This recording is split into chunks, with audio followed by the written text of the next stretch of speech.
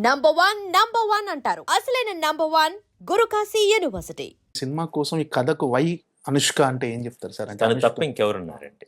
So, ఒక ఘాట్లలో ఘాటీగా హ్మ్. భుజాన 100 కేజీల నుంచి 150 కేజీలు మోసుకుంటూ తిరిగే అమ్మాయి అన్నమాట. హ్మ్. ఇంకో విషయం ఏంటంటే వెస్టర్న్ ఘాట్స్‌ను పడమట కనుమల్లో నుంచి పడమర కనుమల్లో నుంచి ఆమె తూర్పు కనుమల్లో ఘాటీ క్వీన్‌గా అన్నమాట. అంతా విధులిఖితం అంటారు కదండీ ప్రతి కథ. హ్మ్. సో, స్వీటీ గారికి ఒక గ్రేస్ ఉందండి. ఆమె పెర్ఫార్మన్స్ చాలా ఎక్స్‌ట్రార్డినరీ ఉంటది. అండ్ నేను చెప్పినట్టు సూపర్ స్టార్డమ్ అన్నమాట. అరుంధతి నుంచి ఇప్పటిదాకా తన గ్రాఫ్ చూసుకుంటే 20 ఏళ్లలో తనకంటూ ఒక హ్యూజ్ ఫాలోయింగ్ ఫ్యాన్ బేస్ ఉంది. ఆ అభిమానులందరికీ పండగలాగా ఉండే సినిమా. ఈ సినిమాకి ఆ శీలావతి అనే క్యారెక్టర్‌కి పర్ఫెక్ట్‌గా స్వీటీ గారు మాత్రమే సూట్ అవుతారండి. ఇది మనం చాలా సార్లు చెప్తూ ఉంటాం. కొంతమందికి అది అప్లై అయ్యిద్ది. ఇది స్వీటీ గారికి అప్లై అయిందండి. అంటే ఈ శీలావతి క్యారెక్టర్ అంటే అది ఆ గంజాయి సాగు గంజాయిలో ఒక మేలు రకం గంజాయికి ఒక పేరు సార్ శీలావతి అని. అవునండి. సో, ఆ క్యారెక్టర్ నేమ్‌కి అదే పెట్టడానికి రీజన్ ఏంటి సార్? అది కథలో చిన్న సబ్ స్టోరీ ఉంటే అది మీరు సినిమా చూసిన తర్వాత అర్థమవుతుందండి యాక్చువల్‌గా. అంటే ఈ గంజాయి సాగు అనేది ఒక బర్నింగ్ ఇష్యూ ఇప్పుడు అవునండి. తెలుగు రాష్ట్రాల్లో. అవునండి. సో, ఈ కథకు ఇప్పుడు ఈ బర్నింగ్ ఇష్యూకి ఏమైనా రిలేటెడ్‌గా ఉంటుందా అంటే సార్? రిలేటెడ్ అండి యాక్చువల్‌గా. ఇది ఒక హ్మ్. సొసైటికల్ ఇష్యూ అండి. సామాజిక సమస్య గంజాయి అనేది. 2 ప్రభుత్వాలు చాలా ఉక్కుపాదంతో పనిచేయడానికి ప్రయత్నిస్తున్నాయన్నమాట.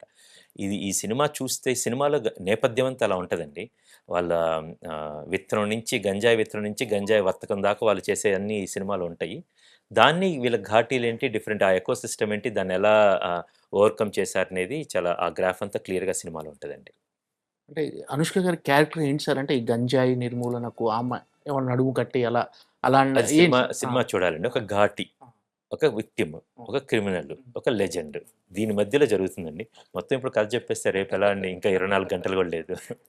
లేదు సార్. అంటే ఈ సినిమాలో అనుష్క గారికి ఒక 8 యాక్షన్ ఎపిసోడ్‌లు ఉన్నాయని అన్నారు సార్. అవి యాహ్! చాలా హైలైటింగ్‌గా ఉండబోదు సినిమాలో అవునండి. అంటున్నారు.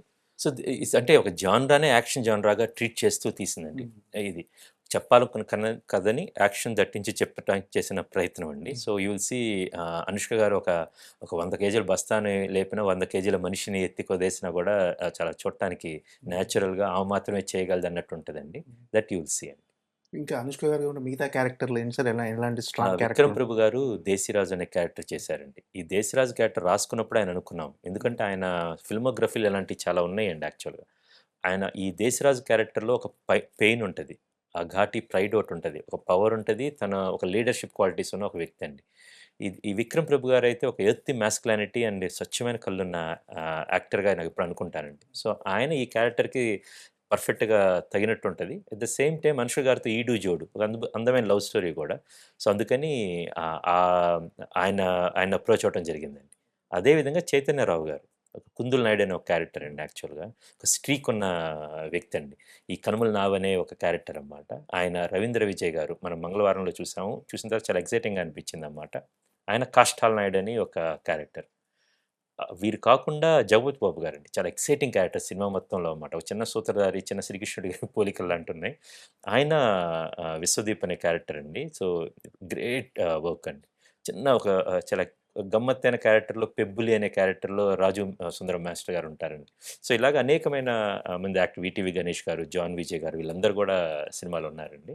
సో, ఇట్స్ ఫుల్ ఆఫ్ ఒక మంచి ఆన్సాంబుల్ క్యాస్ట్ కుదిరింది. అందరూ గొప్ప పెర్ఫార్మర్స్ అండి. వీళ్ళతోటి ఈ కొత్త ప్రపంచంలో ఉండేసరికి కొత్త డ్రామాటిక్ వాల్యూ వచ్చింది సినిమాకి. ఈ సినిమాలో ఉన్న యాక్షన్ ఎపిసోడ్‌లో కొన్ని రిస్కీ షాట్లు కూడా ఉండుంటాయి అనుష్క గారు చేసిన అవునండి. వాటిలో. అన్నీ ఆమె అన్నీ ఓ ఆమె ఆ! చేశారండి. మీరు చూసిందంతా గూడా స్వీటీనేనండి. ఎక్కడ గూడా తన డెడికేషన్ చూసామండి. హ్మ్. 'రామకృష్ణ మాస్టర్' కంపోజ్ చేసిన తర్వాత నేను కొంచెం ఇదెందుకులే రిస్కీ అనంటే నో తను వెళ్లి చేయటానికి ఇష్టపడేదండి. And thanks to the training from 'Baahubali' అండి. దేవసేనగా తను ఆల్రెడీ నేర్చుకుంది స్టాన్సెస్, ద వే షీ ఆ స్టిక్స్ తిప్పటం గాని, కత్తిని హ్యాండిల్ చేయటం గాని, అది చాలా న్యాచురల్‌గా ఏమాత్రం ఒక అరే! ఏంటిది అనుకునేటట్టు కాకుండా చక్కగా కుదిరిందండి. అంటే మీ సినిమాలంటే ఫ్యామిలీ సెక్షన్ ఆఫ్ ఆడియన్స్‌కి డెఫినిట్‌గా 'క్రిష్' గారి సినిమాలంటే సెన్సిబుల్ ఎమోషన్స్ ఉంటాయి ఈ సినిమాలో అని ఎక్స్‌పెక్ట్ చేస్తారు. 'అనుష్క' గారంటే ఫ్యామిలీలో ఆమెకు కూడా మంచి ఇమేజ్ ఉంది. Family audience. సో, ఈ సినిమా యాక్షన్ సినిమాగా ఇప్పటి వరకు మనం అనుకుంటున్నాం గదా! ఇందులో ఫ్యామిలీ ఎమోషన్స్‌కి గాని ఎంతవరకు ఇట్స్ స్కోప్ ఉంది సార్? కంప్లీట్ ఒక బ్యూటిఫుల్ లవ్ స్టోరీ ఉంటదండి. ఒక అందమైన ఫ్యామిలీ గురించి, సొసైటీ గురించి అది కంపల్సరీగా ఉంటదండి. More than that human emotions అండి. మనుషుల గురించిన తీవ్రమైన భావోద్వేగాలతో చెప్పిన కథండి. అది మీకు క్లియర్‌గా కనపడుతుంది. అంటే Krish mark of sensitive emotions కానీ, ఆ 100% హ్యూమన్ రిలేషన్స్ అవన్నీ అది కంపల్సరీగా ఆ! అండి. కథ చెప్పేదే మనుషుల గురించండి అది. యాక్షన్ వంటిల్లో అనేది ఒక పాలు అటు ఇటు యాక్షన్ పెరిగిందంతే అండి. ఓకే.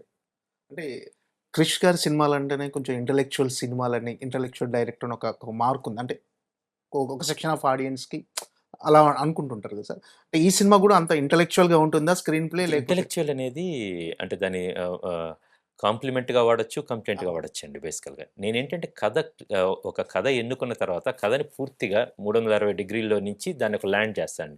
సో, కథని క్లియర్‌గా నమ్ముకొని చెప్తాను కాబట్టి మీరంటున్నది రావచ్చు బేసికల్‌గా. బట్ ఈ సినిమాలో ఇట్స్ ఎవ్రీబడీస్ ఫిల్మ్ అండి. నేను రాసిన 'గమ్యం' సినిమా కావచ్చు. ఓకే. దానికి నన్ను ఊహ అన్నారు. బట్ మీరు 'గాలి' సీన్ చేస్తుంటే మట్టిలోంచి పుట్టిన క్యారెక్టర్ అండి. యెస్. ఈ సినిమాలో గూడా ఈ ఘాట్లు గూడా గట్టి మనుషులండి. గట్టి మనస్తత్వాలు. But very rooted and real ఎనర్జీతో ఉన్న పాత్రలండి. సో, ఇది మీరు అది కాంప్లిమెంట్‌గా తీసుకుందాము. దెన్ ఇలాంటి క్యారెక్టర్‌ని నేను ఎక్కువ విస్తృతంగా తెర మీద ఆవిష్కరిస్తున్నాను కాబట్టి ఆడియన్స్ అలా అనుకోవడానికి ఆస్కారం ఉందండి. మీరు అంటే మీ దృష్టిలో ఏంటి సార్? అది అడ్వాంటేజ్ అనుకుంటున్నారా? ఆ మార్క్ ఆఫ్ అంటే ఇంటలెక్చువల్ డైరెక్టర్ గాని అలా అనుకోవటం మీకు అడ్వాంటేజ్ అనుకుంటున్నారా? డిసడ్వాంటేజ్ అనుకున్నారా? అది మీ పర్సెప్షన్ ఎలా? తెలియక నేను అది మనం ఒక ఘాటాన్ని కట్టేస్తామండి. అది ఓకే. సొసైటీలో చాలా జరుగుతా ఉంటదన్నమాట. దాని గురించి నేను అసలు ఆలోచన కూడా ఇప్పుడు మీరన్నారు కాబట్టి నేను దీనికి ఓకే. ప్రతిస్పందించాను. మామూలుగా అయితే నా ఊహలో కూడా ఉండదండి. అంటే నా మీనింగ్ అంటే మీ భావజాలం గాని, ఈ సినిమాలో ఉన్న అంటే మీ సినిమాలో ఉండే డైలాగ్స్ గాని చాలా లోతుగా ఆలోచింపే విధంగా అంటే ఉంటాయి. ఒక కథ ఎత్తుకున్న తర్వాత ఆ! దాని ఎంత లోతులున్నాయో దాన్ని చెప్దామనే అండి అది. ఓకే. సూపర్ఫిషియల్ చెప్తే ఉండదండి. ఒక హ్మ్. మాట మాట్లాడినా గూడా చాలా దానికి అవసరం ఉన్నంత వరకి బ్రెవిటీ ఉండాలి. ఎంత లోతెళ్ళాలో అంత లోతుండాలండి. దాన్ని ఆహ్, ఆ క్రాఫ్ట్‌కి పూర్తి న్యాయం చేద్దాంగానే గాని ఇంకేదో చెప్దామనే ఆలోచన అయితే అంటే ఉండదండి. కొన్ని డైలాగ్స్ పర్టిక్యులర్‌గా పురిటి నొప్పులు చూసేవాడు మనిషైతే, అవునండి. అవునండి. పడక సుఖం చూసేవాడు పశువవుతాడు. అవునండి. సో, సో, అది అలాంటి అంటే దానికి అక్కడ అవసరం వచ్చింది చెప్తున్నాం. అంటే చాలా తక్కువ సినిమాల్లో అలా చెప్తున్నారు కాబట్టి కొంచెం వేరుగా కనపడుతున్నాయండి. బట్ అన్ని సినిమాల్లో ఇంకా డైలాగ్స్ ఇంకా అన్నీ అలాగుంటే కనపడేది కాదండి. అదే సార్. డైలాగులంటే నకిలీ నోట్లు అవును. మనిషి తయారు చేస్తే, అవును. అదే నోట్లో నకిలీ నకిలీ నోట్లు అదే మనుషులండి. నోట్ మనుషుల అదే నకిలీ నోట్లో మనుషుల్ని తయారు చేస్తున్నాయి అవునండి. అన్నట్టుగా. సో, ఇలాంటి డైలాగులు గాని అంటే మీ మార్క్ ఆఫ్ సినిమా అంటే మీరు ఏమి చెప్పాలనుకుంటున్నారు సొసైటీకి అవునండి. అనేవి ఈ డైలాగులు ప్రతిబింబిస్తాయి సార్. ఎగ్జాక్ట్. సో, అంటే ఇలాంటి ప్రతి ఒక్కళ్ళకి ఒక పందా ఉంటది. నేను ఆ పందాలో చూస్తున్నప్పుడు కొంచెం అలా చెప్తే చాలా బావుంటదని చెప్పి రాస్తున్నప్పుడు అలా వచ్చిద్దండి. అండ్ ద దస్ అవి నా స్ట్రెంత్ గూడా అండి. స్వతహా